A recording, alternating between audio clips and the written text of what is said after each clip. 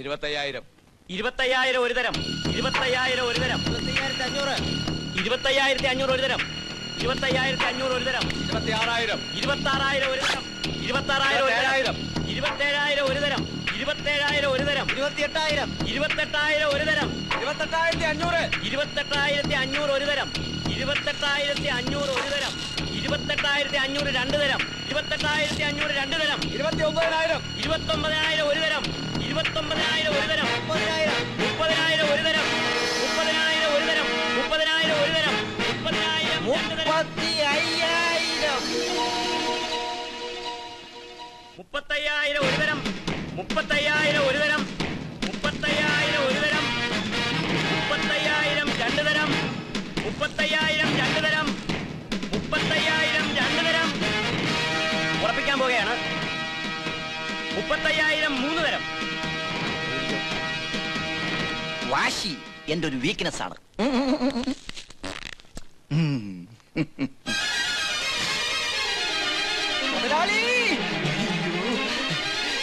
അയ്യോ ലേലം സക്സസ്. കിട്ടി മുതലാളി, പറഞ്ഞതുപോലെ തന്നെ കിട്ടി. നടന്നത് മുഴുവൻ വിശദമായിട്ട് പറ. നടന്നത് മുഴുവൻ വിശദീകരിച്ച് തന്നെ പറയാം. പറയാം. ആദ്യം നമ്മുടെ ലെവനില്ലേ, കോട്ടപ്പടി കുട്ടപ്പൻ, അവൻ 14,000 രൂപ വിളിച്ചു. എന്നിട്ട് ഞാൻ വിട്ടില്ല. ഞാൻ തീപ്പെട്ടി എടുത്തൊരു ബീഡി കത്തിച്ചു.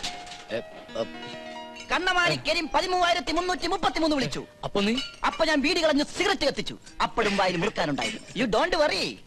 പൊന്നാരിമംഗലം പൗലോസ് 14,444 വിളിച്ചു. ഞാൻ വിട്ടുവാ. അപ്പോ ഞാൻ സിഗരറ്റ് ആഞ്ഞു വലിച്ചു പുക പോലും പുറത്തേക്ക് കളയാതെ ആഞ്ഞു വിളിച്ചു 15,000. നിനക്ക് ഞാൻ സമ്മാനം തരുന്നു. സമ്മാനം തരാൻ വരട്ടെ. ഒന്ന് വേഗം പറയടാ. പറയാം. വാശി എന്റെ ഒരു വീക്ക്നെസ് ആണെന്ന് മുതലാളിക്കറിയാലോ. കോട്ടപ്പടി കുട്ടപ്പൻ 18,550 വിളിച്ചപ്പോ ഞാൻ 20,000 വിളിച്ചു. 1000 പോയി. 1000 പോയാൽ എന്ത് വേണ്ട മുതലാളി? ഒടുവിൽ ഞാൻ 30,000 ഉറപ്പിച്ചു. 30,000 വിളിക്കാൻ നിന്റെ അപ്പം കാശന്റെ കൊണ്ടുവന്നിരിക്കുന്ന ഭയങ്കര ചതിയായി പോയല്ലോ മുതലാളി. ഞാനല്ല ചതിച്ചത്, എന്റെ കൂടെ വിളിച്ചവരാ. അവര് കൂട്ടിക്കൂട്ടി വിളിച്ചപ്പോ മുതലാളിയുടെ ചീത്തപ്പേര് കളയാതിരിക്കാൻ ഞാൻ കയറ്റി വിളിച്ചു. മുതലാളി വിഷമിക്കണ്ട. അടുത്ത ലേലത്തില് എന്റെ വീക്ക്നെസിന്റെ ഡോസ് അല്പം കുറച്ചോളാം മുതലാളി. എന്റെ വായിരിക്കുന്ന കകതം. അപ്പൊ നാളെ കണ്ണമാലി ലേലത്തിന് പോണ്ടേ? കണ്ണമാലിയല്ല, കണ്ണമാലി അല്ലേ? ഓ എത്തിയോ? ഒരാഴ്ചയായി പുറപ്പെട്ടിട്ട്. ഇത് കാണാൻ മുതലാളി. ഒന്നിങ്ങോട്ട് ഹെൽപ്പ് ചെയ്യടാ. ഇതിന് സ്റ്റാൻഡ് ഇല്ലേ? ലേലത്തിലുള്ള വാശി കാണുന്നില്ല.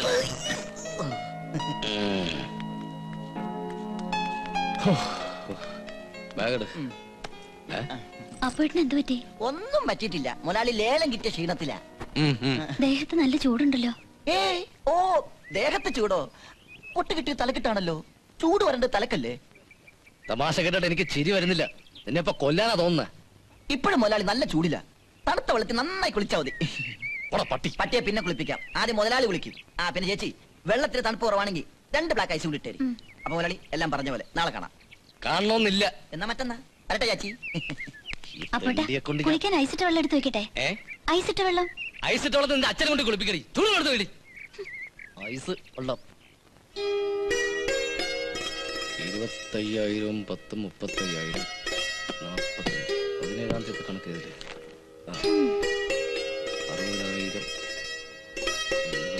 60,000 അപ്പോട്ടിന്റെ ബർത്ത്ഡേ എന്നാ? 18-12-95. 18-12-95 എന്തോന്നാ? 18-12-95 കിട്ടേണ്ട ബാങ്ക് ലോണിന്റെ കാര്യമാണ് ഞാൻ പറഞ്ഞത്. ഈ മാസം അത് കിട്ടിയില്ലെങ്കിൽ ബിസിനസ് കംപ്ലീറ്റ് കുഴയും. വീട്ടിൽ വന്നാലും അപ്പോട്ടിന് കാശിന്റെ ഇരുമ്പിന്റെ കണക്ക് മാത്രമേ പറയാനുള്ളൂ. വേണ്ട, ഞാൻ ഇപ്പൊ ഇറങ്ങിയ രംഗീല സിനിമയുടെ കഥ പറഞ്ഞു തരാം. എന്തേ? അതെ, നീ ഒരു ഇരുമ്പ് കച്ചവടക്കാരന്റെ ഭാര്യ, അത് മറക്കണ്ട. എടി, ഒരു കച്ചവടക്കാരൻ എപ്പോഴും കച്ചവടത്തിലെ ലാഭത്തിന്റെയും നഷ്ടത്തിന്റെയും കണക്കുകൾ മാത്രമേ ചിന്തിക്കാനുണ്ടാവൂ. അതുപോലെ തന്നെ ഒരു വീട്ടുകാരിക്ക് വീട്ടുകാര്യങ്ങളെ കുറിച്ചേ പറയാനുണ്ടാവൂ. നീ പണങ്ങണ്ട. കച്ചവട ചിന്തകൾ ഞാൻ 1 മണിക്കൂർ നേരത്തേക്ക് മാറ്റി വെച്ചിരിക്കുന്നു. ഇനി വീട്ടുകാരിയുടെ വീട്ടുകാര്യങ്ങൾ പറ, കേക്കട്ടെ. പറയടോ. അപ്പട്ടാ, ഇതെന്താന്നറിയോ? നമ്മുടെ കുചേലന്റെ കയ്യിലെ പണ്ടൊരു പൊതി ഉണ്ടായിരുന്നില്ലേ? അത് അവിൽ പൊതിയാണെന്ന് ഉൾക്കാഴ്ച ഉള്ളതുകൊണ്ട് കൃഷ്ണന് മനസ്സിലായി. എനിക്കങ്ങനെ ഉൾക്കാഴ്ചയില്ലല്ലോ. സാധാരണ കാഴ്ചയില്ലേ ഉള്ളൂ രേണു. ഓ, എപ്പോഴും ഒരു തമാശയാ. ഈ പാന്റും ഷർട്ടും ആർക്ക് വേണ്ടി വാങ്ങിയതാന്നറിയോ? ഇല്ല, അറിയില്ല. ആർക്കാ? അപ്പേട്ടന്. അല്ലാതെ ആർക്കാ? അപ്പേട്ടനല്ലേ? നിന്റെ കഴുത്തിൽ താലി കെട്ടി അന്ന് മുതൽ തുടങ്ങിയതാ.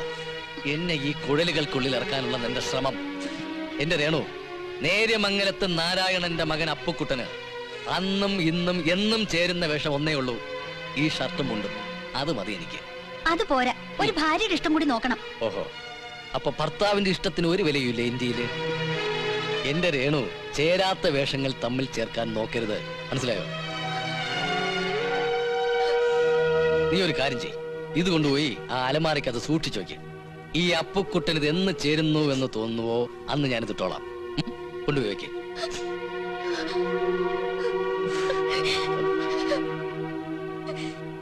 എന്തിനാ നീ നിന്നിങ്ങനെ മോങ്ങുന്നേ? അതിനിപ്പോ ഇവിടെ എന്താ ഉണ്ടായേ? മോയിക്കോ. എനിക്ക് ഈ വർഷം എനിക്ക് സ്വസ്ഥത ഉണ്ടായിട്ടുണ്ടോ? എങ്ങനെ ഉണ്ടാവും? കഴിഞ്ഞ വർഷം 1-ാം തീയതി ഈ വീട്ടിൽ കയറി വന്നത് അപ്പുറത്തെ ആ ദരിദ്രവാസിയല്ലേ?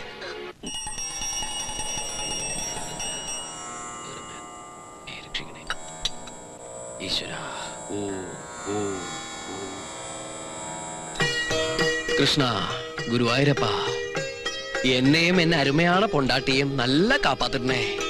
കൃഷ്ണ, സംസ്ഥാനം പോക്കണേ.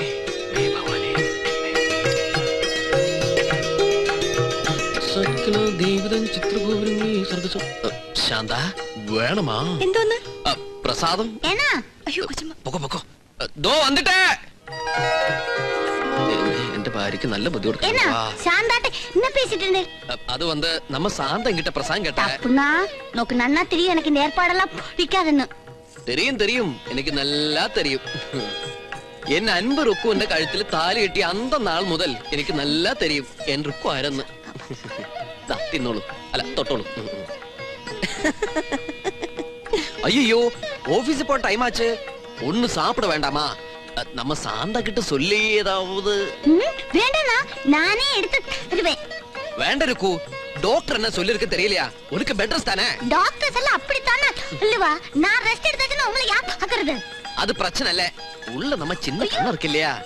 போங்கண்ணா. ஐயோ, அப்படி போவாது, மெதுவதா போணும். இப்படி வெக்கமா இருக்குண்ணா. வாடக்கண்ணா.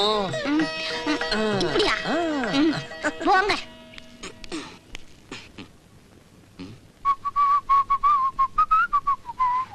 ருக்கு, நான் போயிட்டு வரேன். ஐயோ, நான் ஒரு விஷயம் மறந்துட்டேன். என்ன விஷயம்? ஐயோ சாரிண்ணா, வலிச்சதா? ரோட்ல எல்லாம் நிறைய பெண்ணுங்கள் உண்டு, அவராரும் என் புருஷனை கண்ணு வைக்க கூடாது, அதுக்குதான் இந்த பியூட்டி ஸ்பாட். அப்புறம் பொம்பளைங்களை பார்க்க கூடாது, நான் வெஜிடேரியன் சாப்பிட கூடாது, சிகரெட் பிடிக்க கூடாது, ஸ்ட்ரெயிட்டா போய் ஸ்ட்ரெயிட்டா வரணும். ഇനി വേറെ ഇലൂമിനേഷൻ ഡെക്കറേഷൻ വർക്ക് ഏതാവത് വേണമാ? இல்லண்ணா அது போதும். കണ്ടത്തിൽ വെച്ച കോലം പോലെ ഉണ്ടാവും. ഞാൻ വരട്ടെ റുക്കൂ. போங்கண்ணா. என்ன വിളിക്കാതെ. Tata tata tata.